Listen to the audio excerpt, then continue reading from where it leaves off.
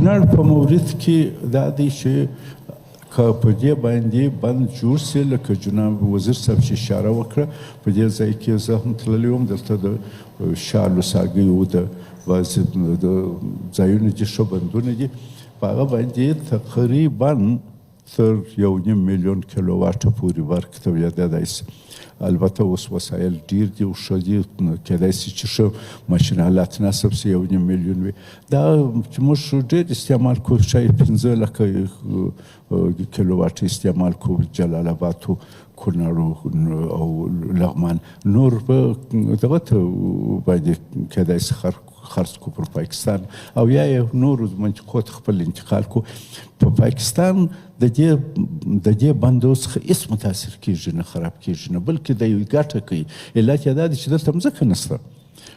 کونړ ټول غرونه دي چې ته په